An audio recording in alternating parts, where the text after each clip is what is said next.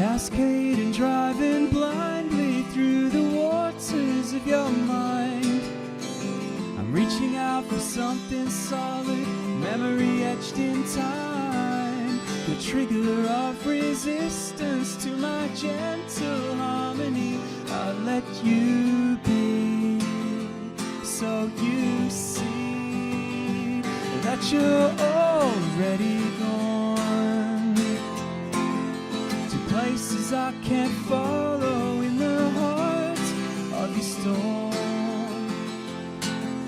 The lovers wait in sorrow for the day you return.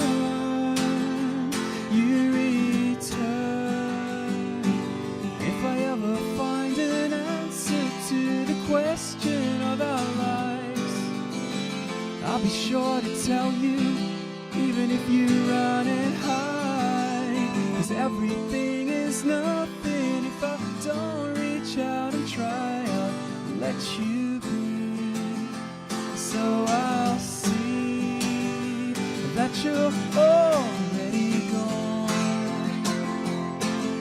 to places I won't follow in the heart of the storm. I'm a lover who waits in sorrow for the day you return.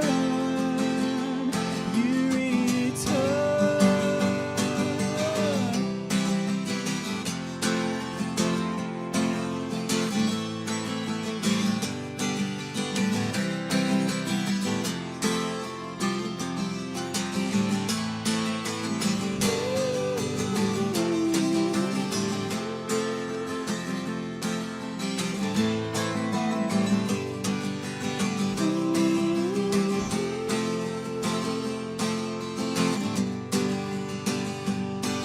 If I never find a story that will show me who you are, I'll take it from the minds and hearts of someone else afar. And if I tell you that I love you, then I love you all the time.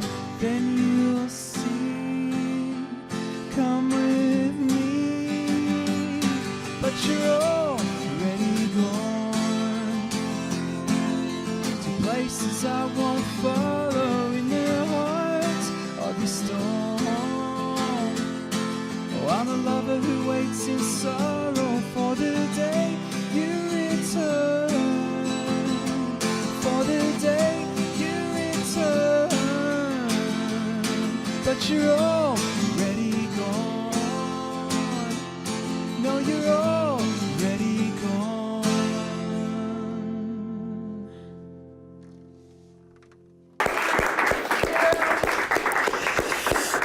Oh, Darren, amazing, amazing. I'm a big fan. Thank you very much, bro, for coming on. A pleasure. Darren, time flies. 1989 is when the journey started. Oh, yeah. It seems like so long ago. And you're still so young. Look, I don't feel that young inside, but that's very sweet of you to say that. 1989 to 2010, a 21-year journey and global success for Powderfinger. Lots of fans. What were the highlights and what were the lows of touring? Well, I mean, look, obviously it was like a 20-year journey for us, so it had a lot of all of that. You know, it was a lot of hard work, and for us, you know, with our era of bands and music, you know, it's a different landscape these days for the way people obtain music. But for us, it was a very slow climb. So the early days, it's a lot of hard work. It's almost walking away a few times.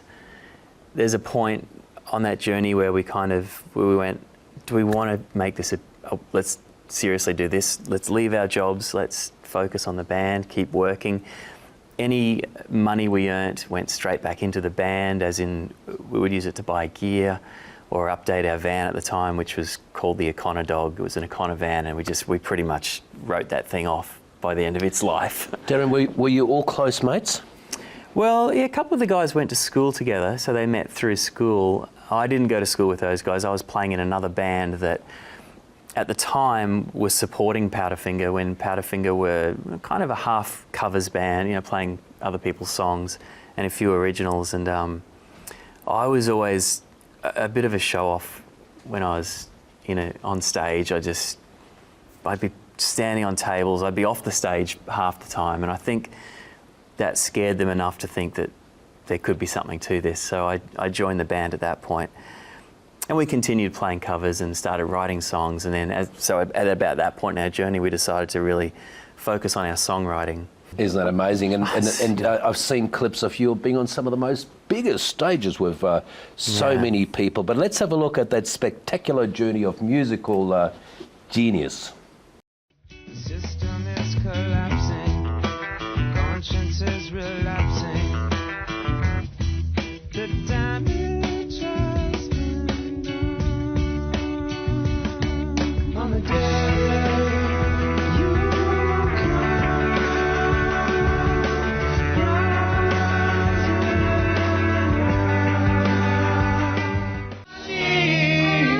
somewhere to begin.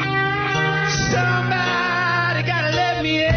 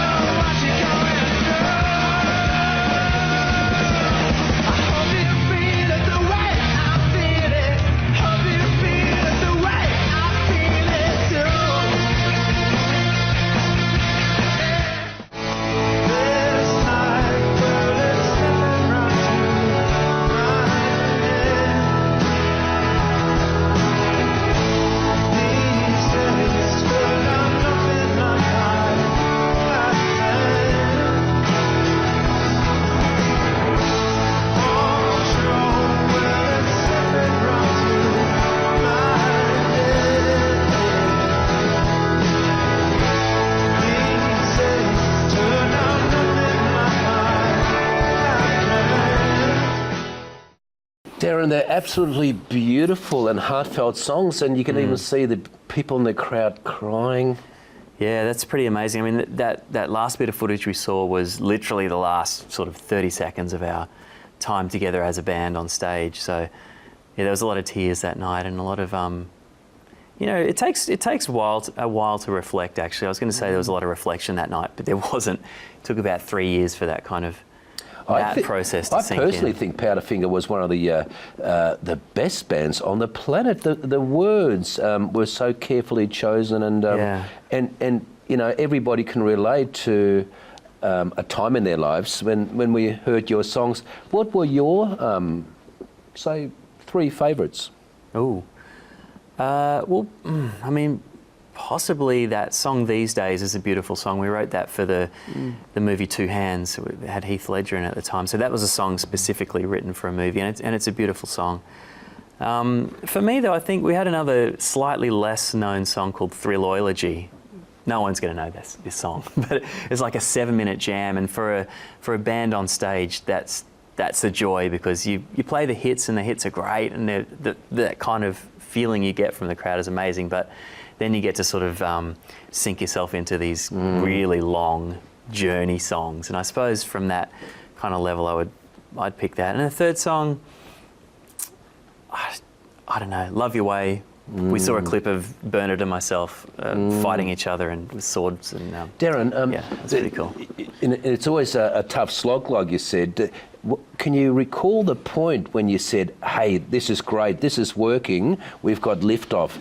Who was that person or that manager or the event that you guys thought, hey, we're going to make it big?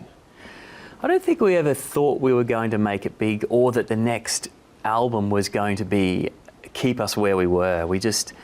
Our vision was pretty much here.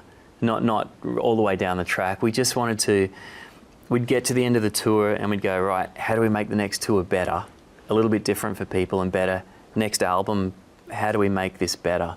How do we push ourselves to make it better? So it's really, it's just, you know, I saw Anthony before, Mundine, talking and talks about hard work, and it's a lot of hard work, it's a lot of self-belief, and it's also about kind of being ready.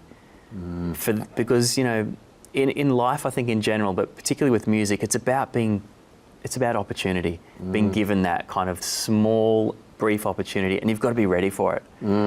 So you've got to have your skills up, your whatever it is you do, you know, so yeah. You're still kicking goals, an amazing solo career. Let's have a look at what you've been doing in recent times.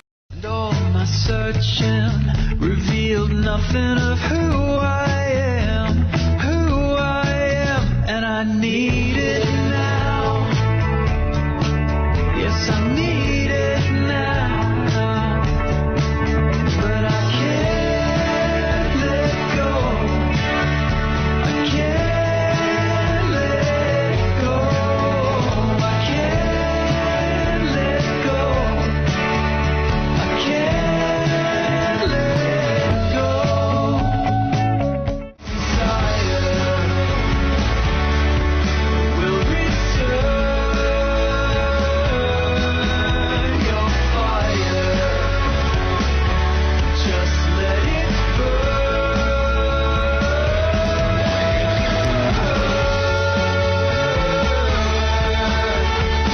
One